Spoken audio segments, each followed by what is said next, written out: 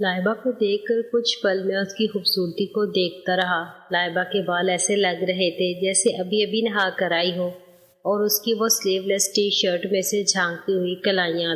لائبہ کا رنگ تو پہلے ہی گورا تھا، اوپر سے آج وہ وائٹ ٹی شرٹ اور ریڈ لانگ سکرٹ میں اور بھی زیادہ خوبصورت لگ رہی تھی۔ لائبہ کا چہرہ نکھرا نکھرا لگ رہا تھا۔ میرا دل چاہا کہ اب بھی اسے چوم لوں، مگر میں نے خود کو قابو میں رکھا۔ لائبہ مجھے اسمائل دے رہی تھی اور شرما بھی رہی تھی، جیسے میں اس کو گور رہا تھا۔ ایسے تو کوئی بھی لڑکی شرما ہی جائے گی۔ لائبہ آج مجھ سے بات کرنے میں شرما رہی تھی، اس لیے چپ چاپ وہ مجھے لے کر اسی جگہ پہنچ گئی جہاں ہم ڈرائیونگ کرنے جاتے تھے۔ لائبہ کے اس طرح بار بار شرمانے سے میں سمجھ گیا کہ وہ کیوں شرما رہی ہے، تو میں نے سوچا کیوں نہ لائبہ کے تھوڑے مزے لیے جائیں، اسے تھوڑا تڑپایا جائے۔ وہ تو سوچ کر ہی آئی ہوگی میں روز کی طرح اسے چھیڑ چھاڑ کروں گا، پر میں آج اسے تڑپانا چاہتا تھا تاکہ وہ خود ہی مجھے کہے کچھ کرنے کو۔ لائبہ چلو اب تم گاڑی چلاؤ، لائبہ نے گاڑی روکتے ہوئے کہا اور اپنی سیٹ سے اٹھ کر کھڑی ہو گئی۔ میں اپنی سیٹ سے اٹھ کر ڈرائیونگ سیٹ پر بیٹھ گیا اور دروازہ بند کر دیا، جبکہ لائبہ وہیں کھڑی تھی، اس انتظار میں کہ میں اسے پھر گود میں بٹھاؤں گا۔ مگر میرے دروازہ بند کر لینے سے لائبہ کا چہرہ اداس ہو گیا اور وہ وہیں اپنی جگہ پر کھڑی رہی۔ شیرو، کیا ہوا؟ تم باہر کیوں کھڑی ہو؟ آؤ اندر آ کر بیٹھو، میں نے برابر والی سیٹ کی طرف اشارہ کرتے ہوئے کہا تو لائبہ نے ایک بار مجھے ناراضگی سے دیکھا اور چل کر دوسری طرف آئی اور سیٹ پر بیٹھ گئی۔ میں نے گاڑی کو سٹارٹ کیا، مگر لائبہ میری طرف نہیں دیکھ رہی تھی، اس کے چہرے پر ناراضگی تھی۔ میں اسے اور ستانا چاہتا تھا تاکہ وہ خود تڑپ کر میری گود میں آ کر بیٹھ جائے۔ میں نے اب تک جو سمجھا تھا اس کا استعمال کرتے ہوئے گاڑی کو آہستہ آہستہ آگے بڑھانا شروع کیا۔ لائبہ میری طرف نہیں دیکھ رہی تھی، شاید اسے مجھ سے ایسی امید نہیں تھی اور اب اسے مجھ پر غصہ آ رہا ہوگا۔ شیرو، میں ٹھیک سے تو چلا رہا ہوں نا؟ لائبہ، ٹھیک ہے۔ شیرو، کیا ہوا؟ تم میری طرف دیکھ بھی نہیں رہی، ذرا میری طرف دیکھ کر بات کرو نا۔ لائبہ، تم اپنا دھیان ڈرائیونگ پر رکھو۔ لائبہ تو ناراض ہونے لگی، اگر زیادہ ناراض ہو گئی تو کہیں معاملہ بگڑ ہی نہ جائے۔ یہ سوچ کر میں نے جان بوجھ کر گاڑی کی ریس ایک دم سے تیز کر دی اور سٹیئرنگ تھوڑا سا دائیں بائیں ٹرن کیا تو لائبہ نے مجھے فوراً بریک لگانے کو کہا۔ لائبہ، بریک لگاؤ، یہ کیا کر رہے تھے تم؟ شیرو، سوری، مجھے پتہ نہیں چلا کب یہ سب ہو گیا۔ لائبہ، ابھی گاڑی ٹھوک دیتے، اب دھیان سے چلانا۔ شیرو، مجھ سے نہیں ہوگا ایسے، میں نے سوچا تھا کہ میں چلا سکتا ہوں، پر اب لگتا ہے کہ نہیں، تم خود ہی چلانا سکھاؤ روز کی طرح۔ لائبہ، چلا تو رہے ہو، بس تھوڑا دھیان دو۔ شیرو، ایسے نہیں، تم میری جگہ پر آ جاؤ ورنہ پھر سے غلطی ہو جائے گی۔ لائبہ تو کب سے یہی چاہتی تھی، مگر اب وہ غصہ تھی تھوڑا تو نخرہ کرنے لگی۔ لائبہ، نہیں، میں یہی ٹھیک ہوں، تم خود ہی چلاؤ، ویسے بھی اب تمہیں پتہ چل گیا ہے کہ کیسے چلاتے ہیں۔ لائبہ میری طرف دیکھ کر بات نہیں کر رہی تھی۔ میں نے اس کا ہاتھ پکڑ لیا اور کہا، شیرو، سوری بابا، غلطی ہو گئی، مجھے لگا تھا کہ میں چلا لوں گا، پر میں نہیں چلا سکتا تمہارے بغیر۔ جب تم ساتھ رہتی ہو تو سب کچھ اچھے سے ہوتا ہے، اب تم دور بیٹھی ہو تو سب غلط ہو رہا ہے۔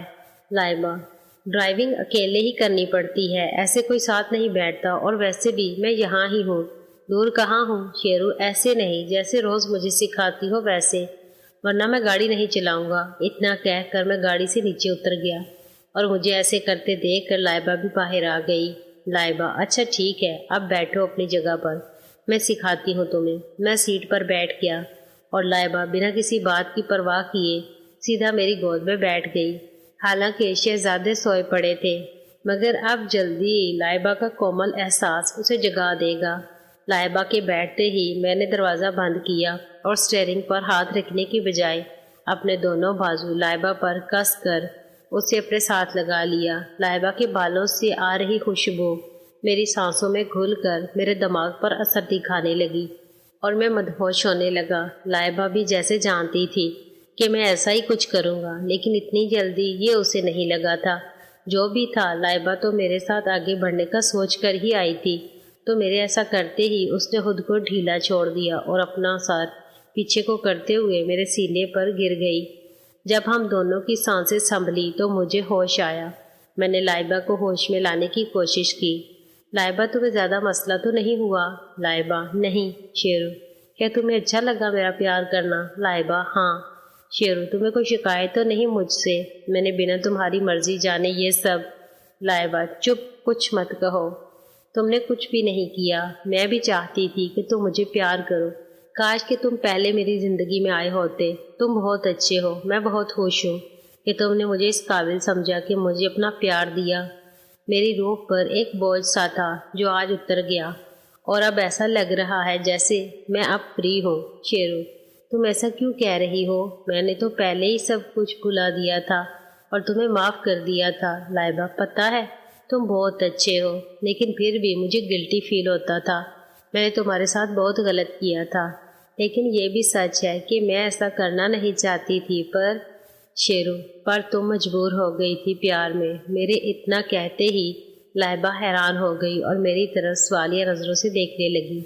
شیرو ایسے کیا دیکھ رہی ہو؟ بتاؤ، میں نے سچ کہا نا؟ لائبہ تم کس بارے میں بات کر رہے ہو؟ شیرو مجھے پتہ ہے تم ناصر سے پیار کرتی ہو، اس کی فوٹو میں نے دیکھی تھی تمہارے روم میں۔ اب مجھے سب بتاؤ، میں تمہارے منہ سے سننا چاہتا ہوں۔ لائبہ کی آنکھوں میں آنسو آ گئے، وہ رونے لگی تو میں نے اسے اپنے سینے سے لگا لیا۔ شیرو رو مت لائبہ، اس میں تمہارا کوئی قصور نہیں ہے، یہ تو کسی کے ساتھ بھی ہو سکتا ہے، اور تم نے کون سا کوئی جرم کیا ہے؟